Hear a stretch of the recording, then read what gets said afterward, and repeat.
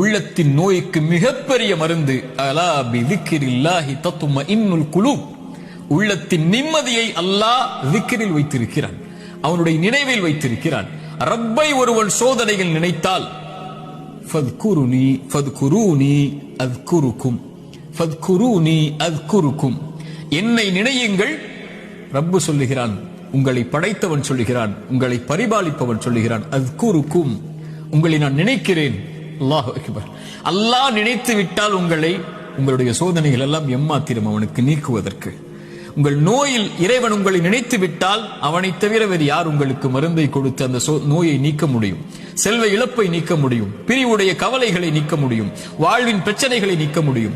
அல்லாஹ்வுடைய தூதர் ஸல்லல்லாஹு அலைஹி வஸல்லம் சொன்னார்கள், அல்லாஹ் கூறுவதாக, ஒரு அடியான் என்னை எப்படி நினைக்கிறானோ அது போன்றே நானும் அவனை நினைக்கிறேன். அவன் என்னை நினைத்தால் நான் அவனோடு இருந்து விடுகிறேன். அவன் என்னை தனிமையில் நினைத்தால் நானும் அவனை தனிமையில் நினைக்கிறேன். அவன் ஒரு கூட்டத்தில் என்னை நினைவு கூர்ந்தால் அவன் நினைவு கூறக்கூடிய கூட்டத்தை விட சிறந்த கூட்டத்தில் நான் அவனை நினைவு கூறுகிறேன் என்று அல்லாஹ்வுடைய தூதர் ஸல்லல்லாஹு அலைஹி வஸல்லம் அல்லாஹ் கூறுவதாக சொன்னார்கள். அவன் தனிமையில் அவன் நினைத்தால் என்னை, நான் அவனை தனிமையில் நினைக்கிறேன். என்னை நினைத்தால் நான் அவனோடு தான் இருக்கிறேன் என்று அல்லாஹ் கூறுகிறான்.